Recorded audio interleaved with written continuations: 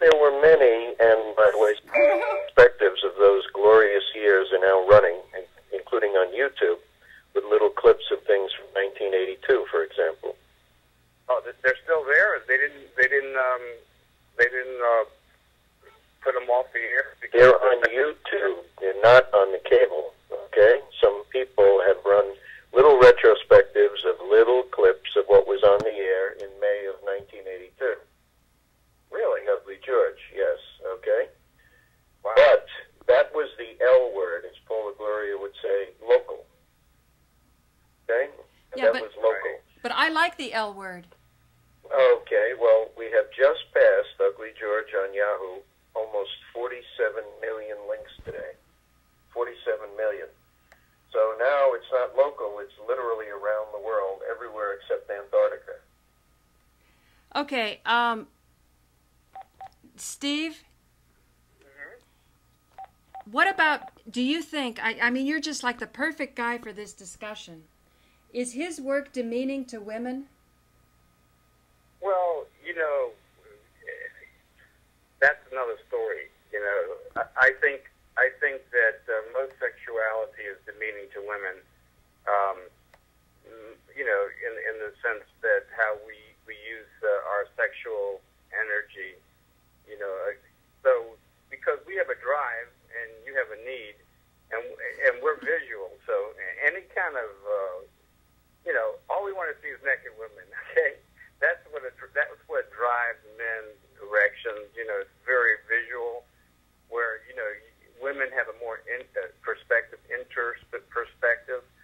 Not to say that men can't achieve that, but in general, we're real visual in that respect. So it attracted many young people on there. I would have liked to have seen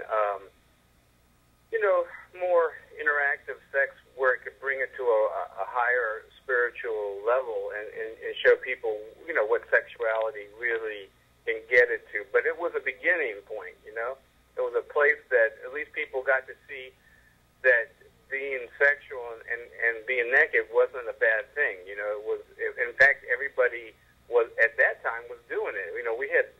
Everybody was having sex? My gosh. I got to interject here for 1 second. For Paula and Steve. Yeah. Do you know who the Ugly George show was demeaning to? Who was it demeaning in your idea? Modeling schools and agents.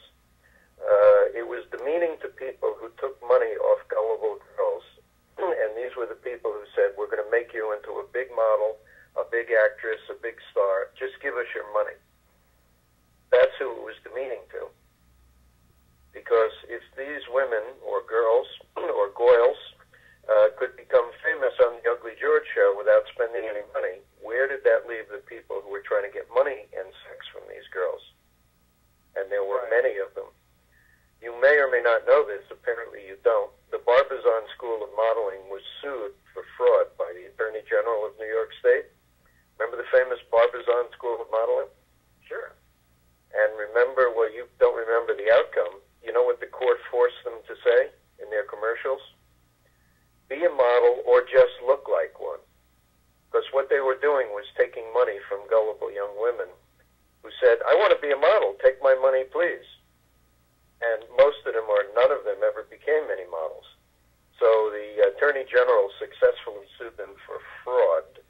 And in the settlement, they had to now put in all their advertising, be a model or just look like one. Because they were promising women. How did you differ in that respect? I mean, you didn't actually make any famous, did you? Oh, Necky Becky to this day is still 18 years old and famous. Okay. How many people broke from your show into stardom in the porn industry? Not in the porn industry, okay? In the straight industry, all right? And I have to tell you this, how many closet millionaires married my girls? Oh, there were many of them. A list of that? Hey, hang on, you guys. Steve's sound is so low, and oh, George, I don't know how There's no number where I can call you, George? No. Because I'm afraid the millionaires will get a hold of my number and call me for my goils and want to marry them. Okay, I'm just having... Can you speak louder, Steve? Because his voice is... And can you pull away from the phone, George?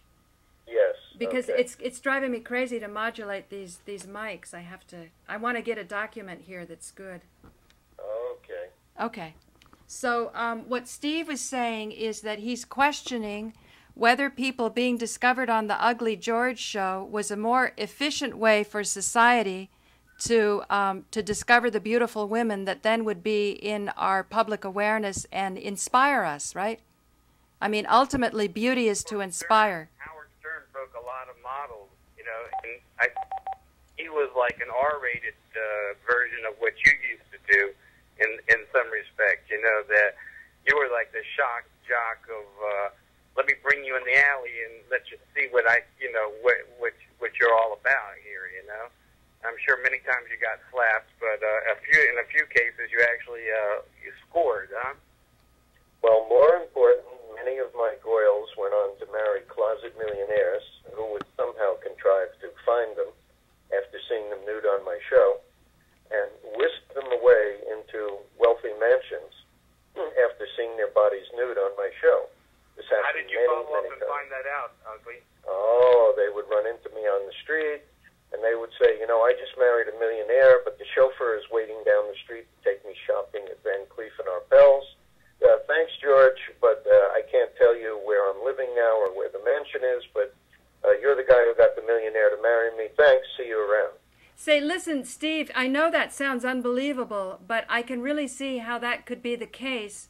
I am begging people who are HIV positive and have been HIV positive for decades to come out and say this is a harmless passenger virus and you don't have to take these deadly medications in order to, to deal with so-called AIDS. And they don't do it. And we know why they don't do it, right, Steve? Because there's such a social stigma against it, they can't afford to do that. So what woman who married a nice man because of the Ugly George show could possibly admit that, right? Sure. And Robin Bird was another great person that actually provided it on a female basis. Her show was a great show, too. I think Ugly George and Screw Magazine's show and Robin Bird were like the feature programs there. But you don't seem to understand the distinction, Steve. There's a very big difference. And as I told Paula yesterday, when you use any other girls except my girls on any of those other shows you're mentioning, there is a very dirty four-letter F word that you could use to those girls. And you know what that four-letter F word is? Go ahead, tell me. F-R-E-E. In other words, when you got girls on those other shows that you're mentioning, you could never get them for free, nor did they ever want to appear for free. That was simply a paid performance on their part. You mean they were being paid? Girls? Yeah. They were pros. Okay. It's like taking a hooker on 42nd Street into an alley and saying, I want you to pose nude because you'll be a star. Okay? She would never put up with that for 1 second. How much you going to pay me? First question out of her mouth. Whereas when Ugly George did it, it was for art and beauty and goodness and to save the world. Steve, what do you think of that? Was his show for art and beauty and to save the world because you were nice and forthcoming saying you lived in Tribeca and you were a young stud and it inspired you? Did it make you a better citizen? That's art and beauty should make us do things that we normally wouldn't have the capacity to do. To be forward. I mean, to go out and ask, somebody, hey, you want to have some fun, that people really, enjoyed the sexual experience, and I think that was good, in that respect. I just, again, I don't think that he brought it to the highest level of what we could have sexual relations, but it was a good start. It didn't flower into, a good interactive relationship. What Tantra sex was about, the things that bring you to a different level. Well, Steve, you weren't paying close attention. You didn't take notes. You know how many times on my show I said cable cops won't let us do this? Right. That was not a joke. There No. was much more I could have done on the show, and I wanted to do. No, hang on just a second. I didn't catch something. Steve, you're knowing something I'm not catching. Steve, you're saying that it was a good start, but it didn't really go to high Tantra or something maybe more instructive or more illuminating that could help people themselves, right?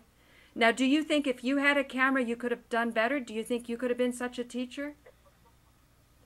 I'm not challenging you. I wasn't here then. Yeah, I don't know if I had the balls enough that. I think George was really a leader in that direction in all respect. I think he was a teacher to a lot of people that, you can be forward with people and be, really straightforward in your expression of love, It was an awakening, but in my experience, because I was just a young player, I thought he gave us the ability to be strong and be forward, in what we wanted. So I thought, that for that one reason, I thought it was an educational process. We really took notes. Hey, hang on. Let's not slide that by too quickly, okay? I want to hang on that, Steve. You're saying that he gave you encouragement as a young man to be, to not be shy. So this is another aspect. Do you have to demean women? Does one have to lose and one gain? Is that the only way? No. That's the whole thing. It would have been nice to show that it could have been the next level, of really open. When they first came out with it, like it was real open. I mean, people were swinging their cocks right and left, and I mean, it was full frontal vagina, penetration, and then they clamped down on it. Remember that, George? No, we never went that far because they never let it go that far. No, George. What I'm trying to tell you is that... George, just a second. George, he's saying before you came along. And that's what I think you were referring to on my show. That was not successful. That was not inspiring. That was not the beauty that would get people to go out and pull in an energy so they could do what they were too timid to do before. I'm just telling you that the authorities, meaning the city of New York, and its cable TV authorities would never allow sex to go too far on cable. I was well aware of that, and I was warned many times what I couldn't do, okay? So there was no penetration, there were no contraceptives, because it never was allowed to go that far. Nudity was okay, as long as you didn't hold it for too long or go too far. Steve, what do you think? About as far as you were allowed to go. Steve, is this what you're meaning? I don't know if that's what you're driving at, Steve.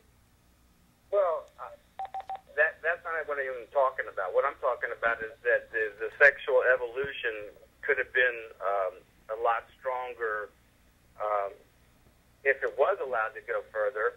And before you, that they were having for a very brief time, a very open,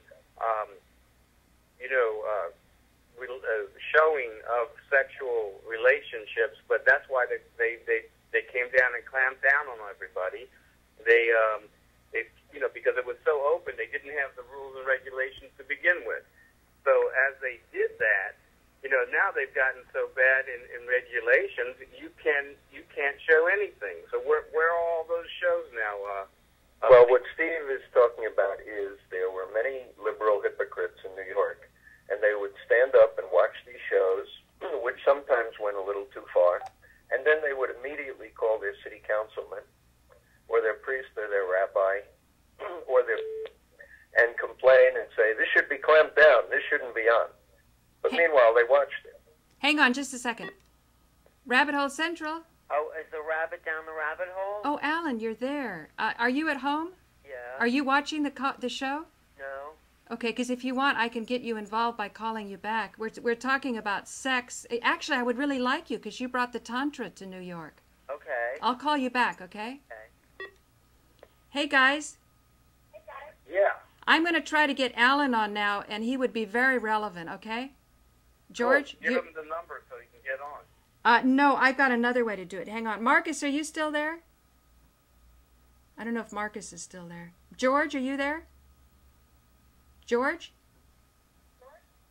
Oh dear, I lost. Steve, did you not call the number? I called the number, yeah. So George is left? I guess George got cut off on his, maybe he's on a payphone or something, you know? The Okay. time ran out. Oh, okay. Then I'll lose him. Okay. Hang on, okay? Steve, yeah, you stay there. Back. Would you like me to call back, or how would you like to? Actually,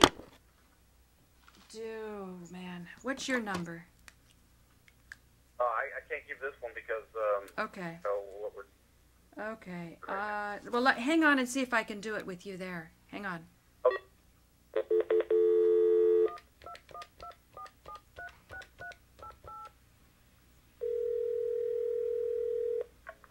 Hello. Hey, Alan.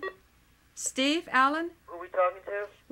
We're talking to Steve Neskis, and I just lost Ugly George, but Steve was talking about the beginnings of cable and the work that Ugly George did and how he built up the subscribership. Even though people were not honest in admitting that they wanted to watch the show, they were subscribing, so they were kind of voting with their subscriptions.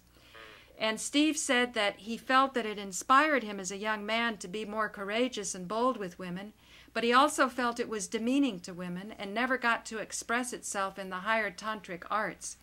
And then you called, so you want to make a comment about, because I know you were very active in bringing some work to New York that I was critical about, so I will admit that, right? The tantric work? Yeah. But the one-taste people? Well, we don't have to be specific because I want to just keep it general. But Well, I think, what's his name there? Steve Neskis, do you know Alan? Oh, hey, Steve. Steve, I think you're right. It is demeaning to women, and I think, though, there's a whole sexual freedom that it helped open up as well. So it is paradoxical, because if you listen to some of the people, some of the women that are coming forward, like Mama Gina, do you know her? You know Mama Gina work? It's about women who want sex just as much as men, but they've been socially conditioned to not make it that obvious. So they play all these games. I don't know if Mama Gina says that, but other people say that too. The women I've talked to, they've been conditioned to play these games and make it, respectable for them. I just interviewed this. She calls herself a sacred prostitute, Veronica Monet, who says that we have to take the shame out of sex, and we have to... Absolutely. And I think that's what, these shows did at cable. They actually, they demystified sex is what I guess the best part about it was. But unfortunately, if we had somebody like yourself that would have shown what Tantra sex was about, instead of just Ugly George's expression or the other ones that were around, I think it would have really pulled people into another direction of sexuality, Well, it's not too late. We're doing it now, that's what we're doing. We are... Yeah, but we can't show it on TV and cable like we had real freedom to show that. And we're sexual beings. I don't understand how come we can't pass laws to show that. A good sexual sexologist, what a lot of times they do is help people masturbate and actually have sexual relations with them to show them what they're missing, So who says we can't show that? What do you mean we Well, can't? you try to go show tits and ass and have Tantra sex on cable, and I think in a heartbeat you'll be closed down. Well, But you don't have to be explicit, but you can definitely, you could just show that. Tantra doesn't mean you have to take off your clothes even. You can show positions and techniques fully clothed. And Yeah, but I think that it's missing the point. I think that people want to see the whole act. There's something about seeing the energy, because then you really experience the energy. When it's closed and you say, this is how it is, it's too mechanical, Yeah. When you have the experience of the sexual interaction, you actually become either the male or female, and you put yourself in that position, and you can feel the experience, Right, but if it's organic. It's a different feeling. Right, but if it is about energy, then it's about feeling. It's not necessarily about clothing or not clothing. I think you can get. Especially for men, it's more visual. So we want the visual. But is there something different if you want the visual about seeing somebody going all the way, complete penetration, that's more satisfying, as opposed to an illusion of the energy? Yeah, because it's not the true motion of the energy. When you have true penetration and true Tantra sex, in that you're going to have a different experience, whether it's just with the clothing, you're just acting like you're doing it. It's a different energy. Oh, no, just a second, Steve. You misunderstand what I'm saying. I'm talking about producing broadcast material. If you're watching it, what difference does it make what you're watching? The point is you're watching it, but are you participating in the watching in such a way that your energy is shifted? That's what I'm asking you. Oh, yeah. I mean, it's versus clothes or no clothes on, versus just faking it or just doing it. There's two different energies. You pick up on that energy. Well, you're not faking. Even if you have clothes on, it's not about faking it. It's still about feeling the energy and feeling the turn on and feeling the excitement. I don't think it's about faking it, even with clothes on or off. It's about feeling. You know what I'm saying? Right. Yeah. Yeah, but I'm talking about the Tantra sex itself, the action. I know what you're saying, and there's a point to that, but there's something special about having. We're sexual beings, and why can't we see a beautiful breast or a beautiful penis and a penetration and the joy of sex? Well, I agree. We should be able to see that. There's nothing weird about that. I don't understand why it hasn't been shown. Personally, I don't understand what's wrong with it. It's like it's some kind of. I mean, we should all be standing up and saying, "Look, we're proud to be sexual beings and having breasts and penis." Yeah. What are we doing hiding this and pretending like we're not sexual beings? Yeah, I agree with you. Actually, I totally agree. And that's been the problem in our culture. It makes sex taboo, but then it suppresses it, and it comes out in weird ways because it's been so, pushed down. Mm-hmm. Yeah, I mean, it comes out in all kinds of funky, disrespectful ways that we don't really enjoy that whole vibration. Mm-hmm. That's what I would love to see back on cable. I think we need to push the envelope and see where it could go. Yeah. Okay. I just interviewed Veronica Monet. You might like to interview me. You could get a three-way call. She's really looked into all this as a sacred prostitute. She's really gone the whole level of.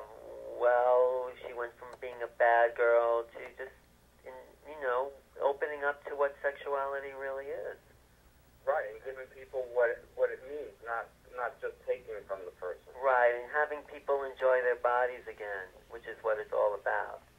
How do we start to live inside our body, our human body, with being connected to it as opposed to disconnecting? She said most men don't know how to feel. They don't know how to feel their bodies.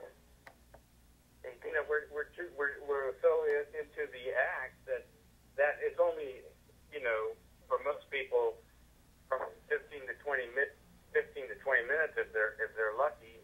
Most people don't know how to hold their orgasm. Well, there are techniques you can learn, but that's the old joke. Of course. That's one of the techniques that should be taught as part of the, whole experience.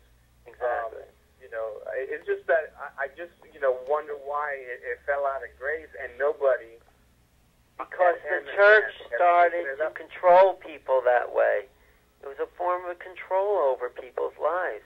That's why they had people sacrifice their firstborn to the gods, And it's all about institutions trying to control people's lives. That's really what it came down to. And this was just another way of control. And that's why... I agree with you more, but the question is, what steps can we do of getting it from one step to another? I mean, like, if I watch the Science Channel or National Geographic, when they show the tribal people, they're nude. Uh-huh. Well, that's because they're considered by the establishment lower, less evolved, so it's okay. It's like a very chauvinistic way of looking at other people. They're closer to the animals, is what they're trying to tell us, you know, so they're less than human, and they can show their sexuality as opposed to, you know, us in normal mainstream. It's totally prejudice. It creates a very disjointed connection to other people, and it's racist as well. So how is it racist? Oh, because they're showing tribes in Africa, and they can be nude because they're more primitive. Right. You know, or tribes in Brazil are saying that that these people are somewhat less civilized because they have no clothes on. So they're less than human, you know, and it's okay to show animal sexuality, but, you know, if they were to be really human, we wouldn't be able to show it. It's an awful, awful position that's subconsciously planted in the minds of people watching National Geographic and those things. It's just a horrible thing that they're doing like that. They're distorting people's views. And those civilizations are just as sophisticated as anybody else's. They have a whole body of knowledge and other ways of knowing. So, I found it very enlightening, and I've shared this with Paula once before. I was watching a filmmaker that covered a tribe in South America for 30 years, and at the beginning of their experience, they would have like 3 different levels of husbandry and people being wives. One would be an older person, a middle-aged, and a younger. So the younger would have an older person, middle-aged, and a younger person as well. And it would go onto this level, and each of them provided a different part of their sexuality. And then on certain occasions, they had tribal sex. So anybody that was of sexual, awakening, which would be 12, whatever, years old, would participate to bond the tribe together. And everybody, there was one person that actually hit one of their wives, and they had a council meeting over it, and it was very frowned upon. Everybody learned to work together. And then as they... Hang on, Steve. What did they frown upon? The abuse, the physical abuse. Any physical abuse, because he was jealous, because she actually went out and had sex in the tribal tradition, and he got very jealous and he struck one of the wives, and then he apologized, of course. So there was this way of people communicating and keeping people, bonded through sexuality was part of the bonding, that they all had an orgasmic experience of love, which is what, part of sex is supposed to be. It's supposed to be the love chakra. It's not just the sex. Sex is just the act. Well, it can be any of that, though. It doesn't have to be one or the other, or it can just be that. If you want it to be, that's part of the shame that we've inherited, that it has to be this or that, as opposed to this. I might have misspoke. It could have been that, No, I mean, you're probably right, but I'm just saying. About sex. You're right. It was bonding about sex. I would think that sex is love, but... I mean, it is love, and it can be, but, Sex is a good thing, too, I agree with that. Well, we just have to take it out of its box and make it whatever we want it to make it, We could, if we keep putting, conditions on it, we still make it bad, Yeah. That's how I feel. Anyway. 100%. I see where you're going with that. Yeah. And I agree 100%. That even the act of just saying we're extending our love is certain, that we're condoning it because we're doing it, not just because sex is good. Well, I do think, though, it should be conscious, not automatic, which also might make another condition on sex, but I think it's a good one. Yeah, but make it a conscious act, not an automatic act. But everything should be a conscious act, not just sex. Thank you, Miss. Yeah, absolutely. I appreciate it. Thank you. Good point. I mean, we all should be like a child in the now and experience when we're doing things that we're not being reactive. That's the whole thing. We're not just reacting, but we're actually feeling the moment and being in the moment, you know? Yeah, no, I agree. But don't you think it's kind of easy to say we should all be sharing when there's something more that we think we can get that somebody else has and we want them to share with us? For example, I think all of us, I don't know you, Steve, but I know me and Alan, we idealistically like this idea, and we even went to masters and expressed this. I remember talking to Swami Kaleshwar, Alan, about this very topic. But when it actually comes down to the person that you thought was yours is with someone else, we get pinched. So perhaps we could put ourselves in the shoes of those leaders that Harold is talking about. You know, there's a big talk now that we're older and we're thinking more about the power in terms of politics instead of interpersonal relationships, intimate man and woman. These people are responsible for putting on the power and running the same things, and maybe it's not ideal, but maybe we can put ourselves in their shoes by saying, when we were in a position to share and somebody else wanted what we had, were we really that generous? And why weren't we? Why did we get jealous? Why did we get possessive?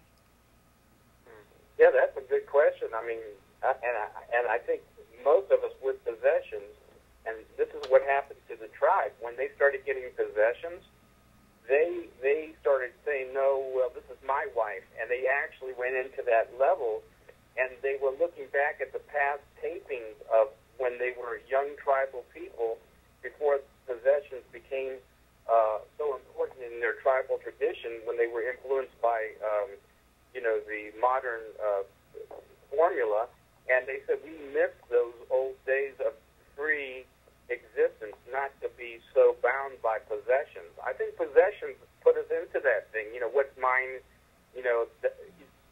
that level of what's mine is, I think, puts us into even in the relationship realm. Say, can I kind of review for Alan's sake?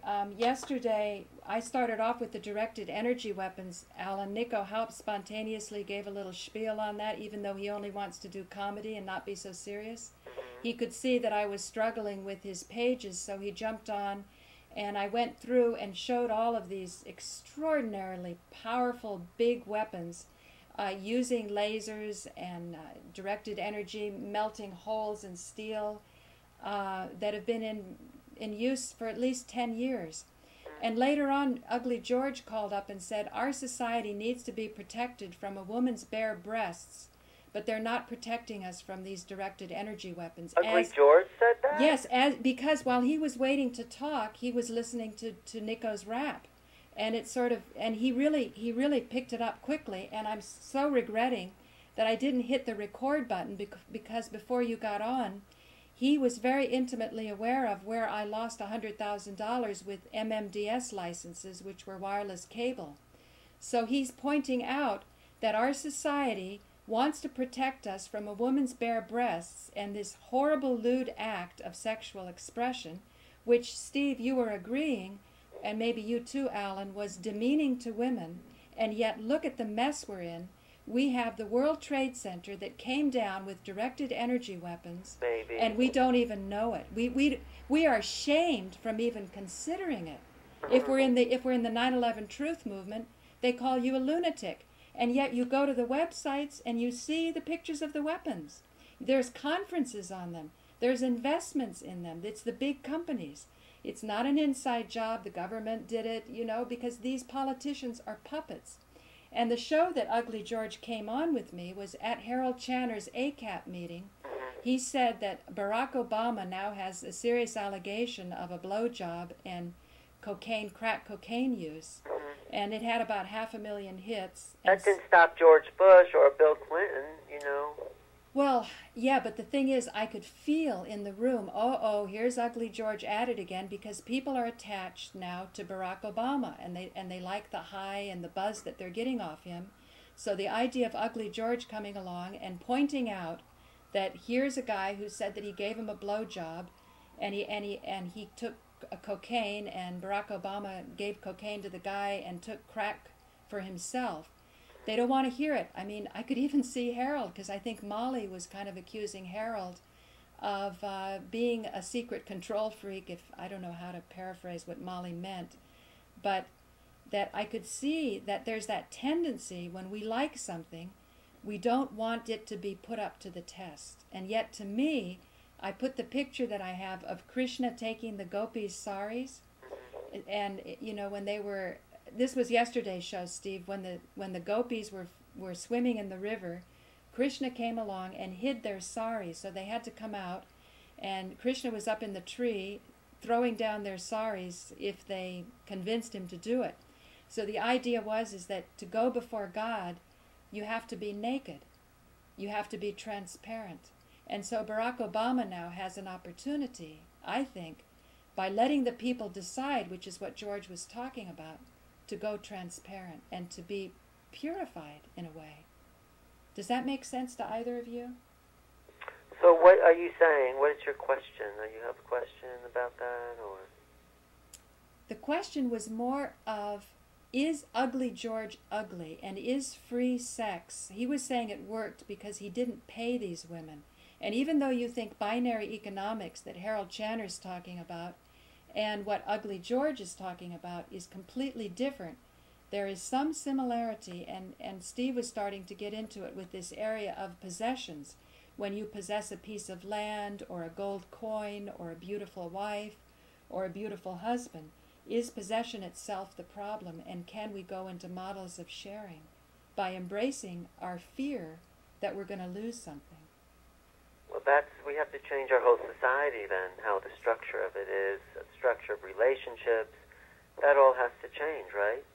Does that make sense? Yeah. Yesterday we were talking to Rosalie Grable and Marcus Allen, and my sister was on being a neutral party about this photoshopping stuff.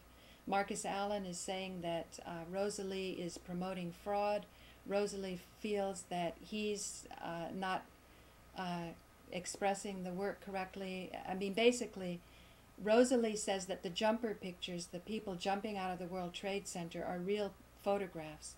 Well, that is for sure real. Why would anyone fake that? You could hear the crashes on the building. Just a second. Why would anyone fake it? Let's face it. If directed energy weapons are around that can easily account for the destruction of the buildings, and yet this is... Easily is not the right word. I would use. Easily account for the destruction of the buildings. I would say not easily, according to you, because you're depending on mainstream television to inform you. I'm not depending on mainstream television. I'm depending. Have you heard those planes? Have you gone to the sites? I have to agree with Alan on this part. Thank you. We could be not ganging up on you, but you know that we have to be careful as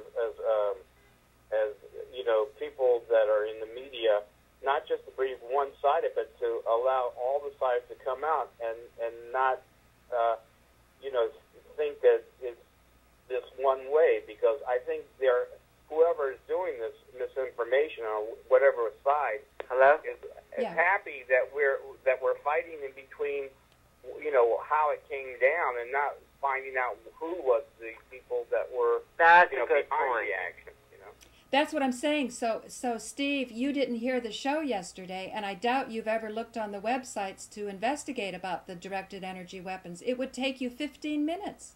But have you done it? I have done some work on directed energy weapons, and I'm doing that. Oh, wonderful! Thank you. The video, and I was impressed with it. That means that I have to do more work. Have I gotten to the point where I can make a decision on was there some differences? I have to do some real research, and I want to see those people that said that they saw the people jumping out of the buildings. I want to have a meeting at M&N and bring the fire department down there and say, hey, yeah, I saw people crashing through.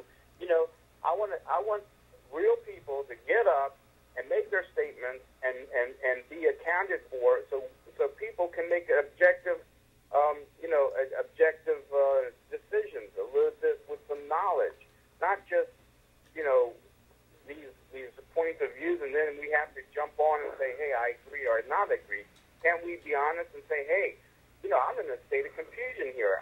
I need to see more information, and I want to be able to to ask more questions from the people that were around, you know? Right. No, that makes total sense. Thank you very much. And thank you for getting on it and looking at that, because it does take work. It does take research. Because if my theory is correct, or what I've availed myself of, there is an effort on the part of media that informs people to not inform them, and thus you control the trends of society, which makes media tremendously important. It's always been important. It's one of the most important tools that we have to disseminate information.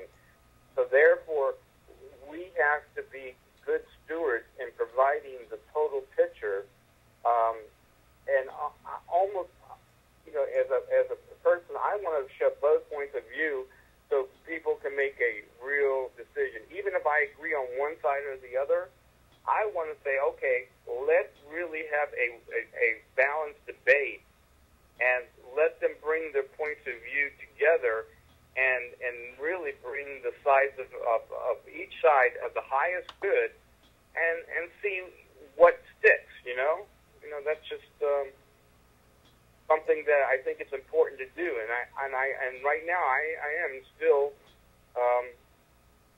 I have to rethink. Are you watching the stream right now, Alan and Steve? Oh, I'm not, actually. Because I've got one of the pictures up there, and I would love for Alan to look at it. I don't know if you can see it through the stream very well. Wait, one of the pictures of what? One of the jumper pictures.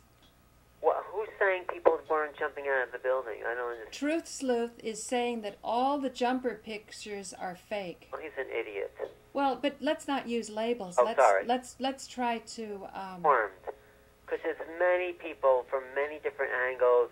And if you look at those footage inside the building that those brothers took with the fire department, I know you don't like them, but you can hear the bodies crashing on the glass. Yeah, but you could also see that you could put in special effects later. Oh, would you stop with that special effects? Come on, that is just nonsense. That makes the whole 9/11 movement look like a lunatic fringe. Why? Well, special effects, it wasn't happening. People are bringing up this, Alan, and with all due respect, I saw the one about the airplane coming through with the nose coming through. Yeah. And I went, you know what? That does look kind of funky, that particular shot, okay? It doesn't now, to me. And it did go blank for a second. I'll have to question that. I'm a person that's analytical. It doesn't look funky to me. If you go through the sides of those buildings without hitting the center frame, the nose would come out. I mean, the only way to ever know is to build another World Trade Center and smash a plane into it,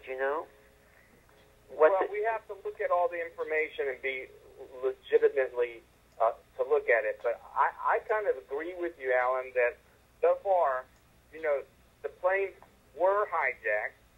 We do have that.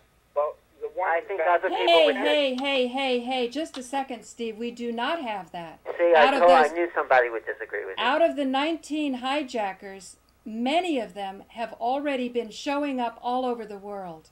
Well, I haven't seen documentaries. And 6 of them now are going to be killed. So this means we have human beings at stake. We have real scapegoats.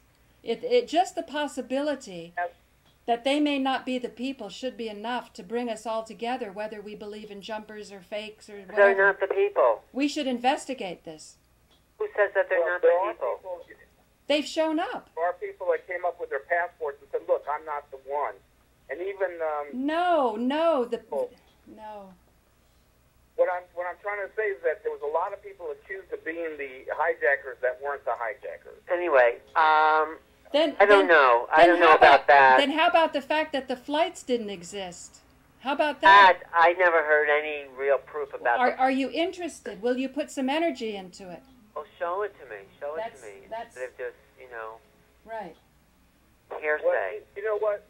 That if you've already done the homework, Paula, I would love to see it on a website where we can click on links to it, And then on the other side, let's click on to their reality and have a real demonstration of people being able to, take the information that's accumulated and make a decision. Because most people don't have, the effort to make. Are you on the site now, Alan? Because I'm putting it up right now. Your site now. Okay, you're looking. Are you looking, Steve? I'm looking at the Spanish words. Okay, what am I looking at? Okay, what's this the is some problem? footage that came in from another. That looks like a hole made by an airplane, doesn't it? That does not look like a directed energy weapon hole. Do you know what a directed energy weapon hole looks like? Well, do you? I've looked at the sites, yeah. Directed energy hole would just be a little hole. It wouldn't have those things that look like wings went through the building. I keep talking because I'm recording all this, and what we're going to do, Steve, you put your questions in, Alan, you put your questions in. Directed energy weapon is directed. It doesn't, it seems like it wouldn't have any of these extraneous sort of holes there. It would just be one hole. But then again, I don't know the technology of directed energy weapons, but just, you see, hold that, stop that picture right there, stop that. Paula, hold that. Just. I've stopped it. Okay, you see the big hole there? You see these holes to the left, or these like openings to the left there? Where?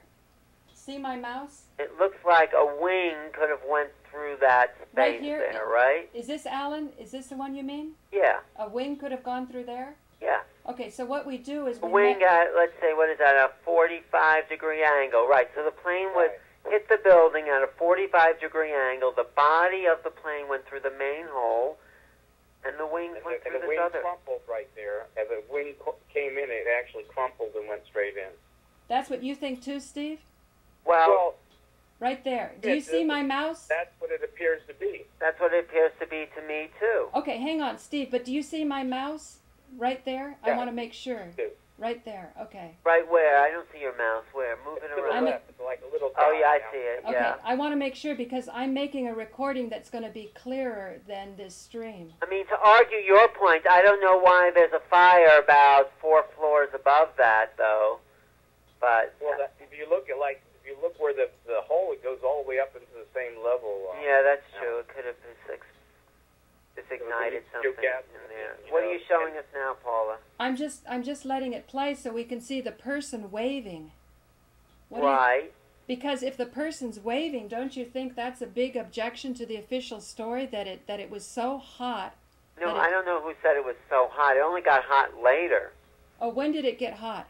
How much later? When the steel started to melt. You need a really hot fire to start to even bend steel. So where is it starting to get hot? Well, long after this is just the initial hit. So where does the heat come from?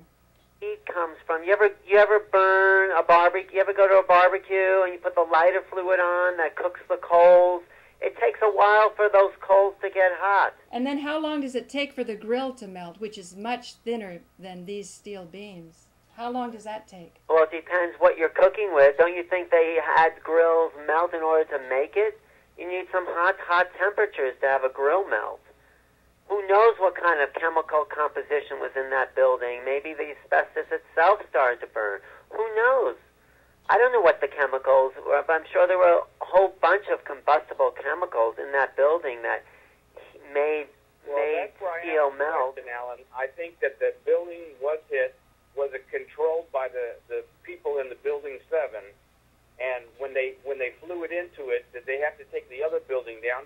And was there other accelerants that used that to mask it? And people have, and a legitimate question is that never has a building ever come down from fire or an airplane hitting it, and we have 3 buildings going down, and one was not even hit.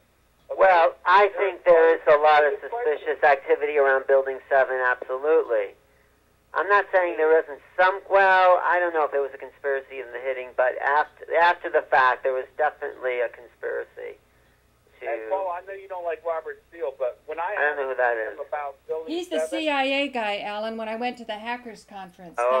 That's who Robert Steele is. And Steve was the one that went to the mic after me and was a lot nicer than I was. Do you remember? Nico Haupt talked. Nico Haupt said that you're not telling people. I do have to go. I have to make some. But I mean, I think we should just do a whole show on just this, Paula. How long after the hit is this picture being taken? if you talk about heat, you know, it takes a while to boil water, doesn't it? Don't you think there's heat that gets hot enough to melt steel? How do you think they make steel to begin with? They melt it. I mean, check the temperatures of that. Check the temperatures of how hot something has to get in order to melt steel. Yeah, but it can't free fall at the rate of not even having any pancaking. There's a lot of things that you have to question. Well, there are a lot of suspicious activity around it, that's for sure. But some questions I think we can answer, like, was there a plane that hit the building? Yes. I've talked to people who saw the planes hit the building. Can you find those people for me? Yes, there's millions of them out there. What are you saying there? They're not millions, Alan. Well, there are. Well, then find one. Just get one on my show. Oh, one the other day. Just talk to one. What were you saying there? Okay, next time you talk to one the other day, take the number down and say, this is really urgent. And you're going to say they didn't... What I suggested to Paula, that we need to bring those people that said that you know that saw the buildings being hit by the airplanes, okay? We need to show, put flyers out around Tribeca and everywhere where people, did you see things happen? We at MNN are confronting this issue of TV fakery and also what it's a huge distraction to even talk about TV fakery. It's just, for me, it's just such a waste of time.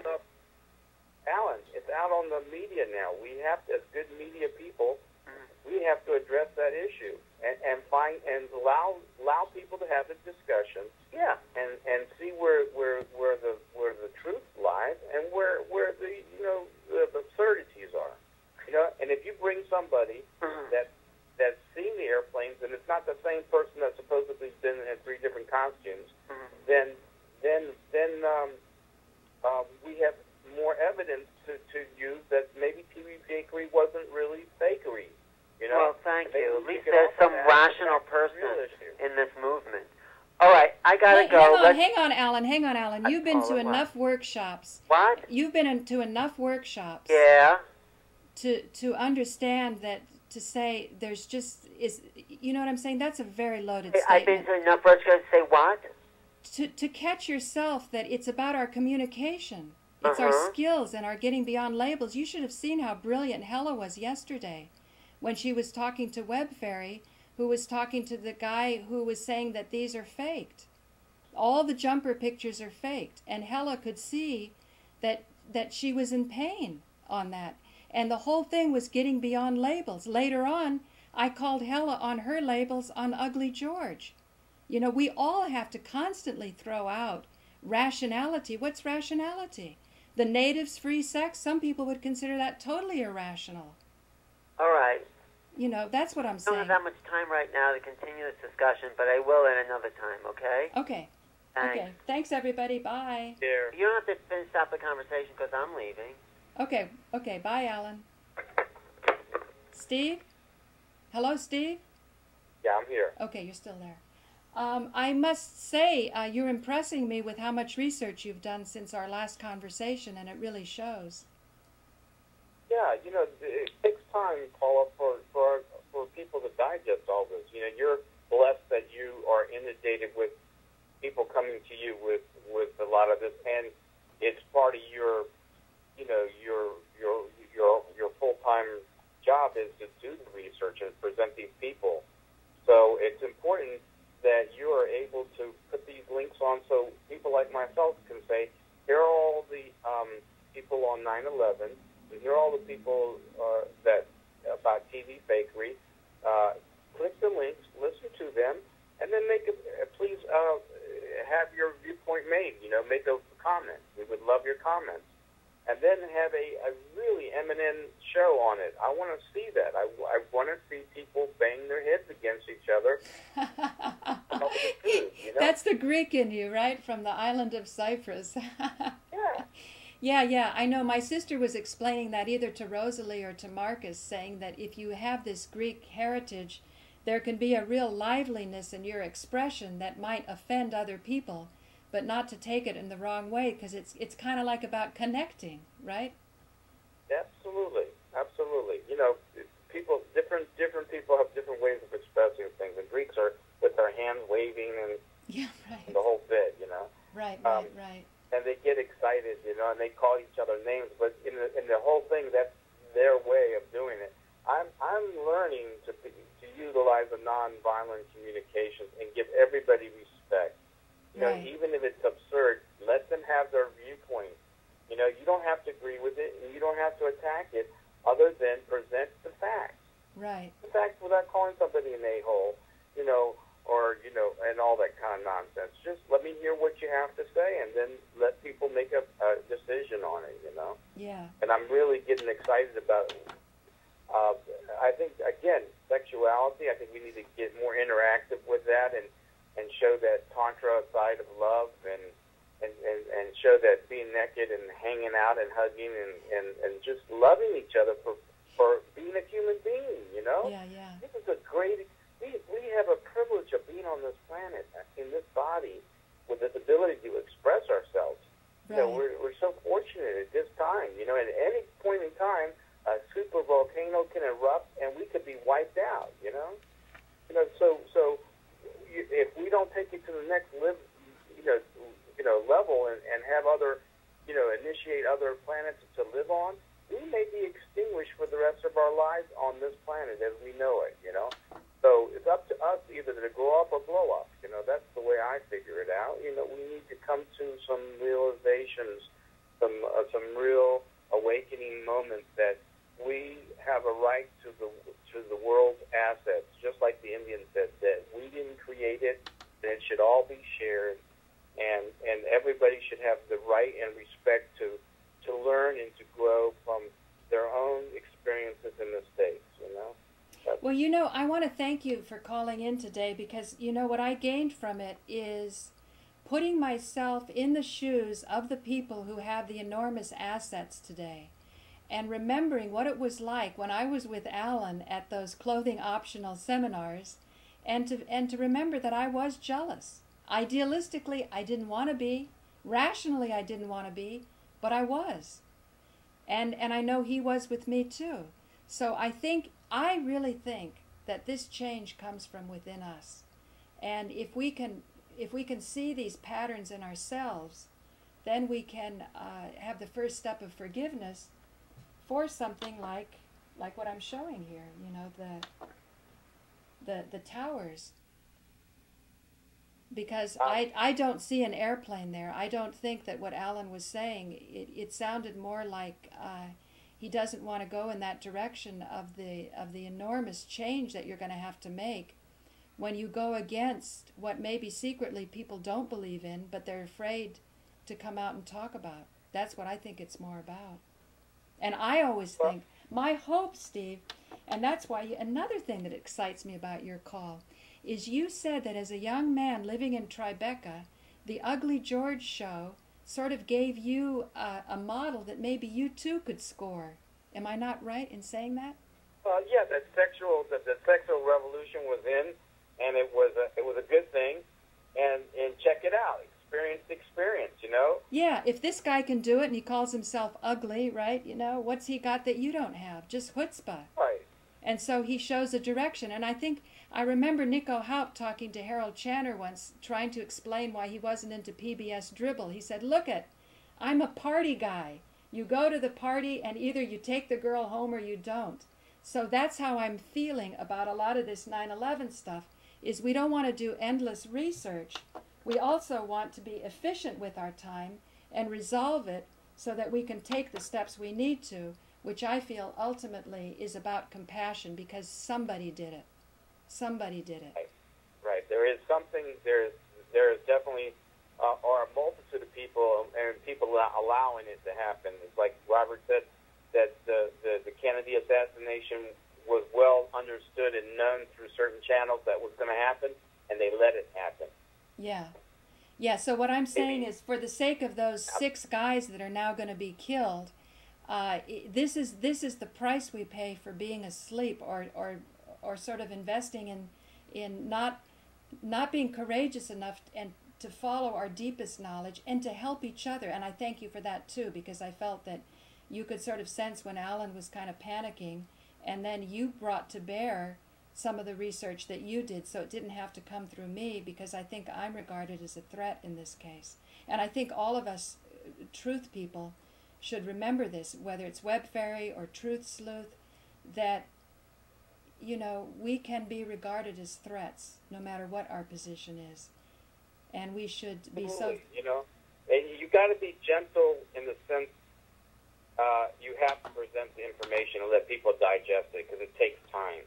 Right. You can't expect people to say, what are you, crazy? You don't see it, you know? Right. That will never work. Right, you know? right. We have to be able to say, hey, you know what? Maybe we have some things wrong in this in the media side of you know, what do you call it? The misinformation, you know. Right.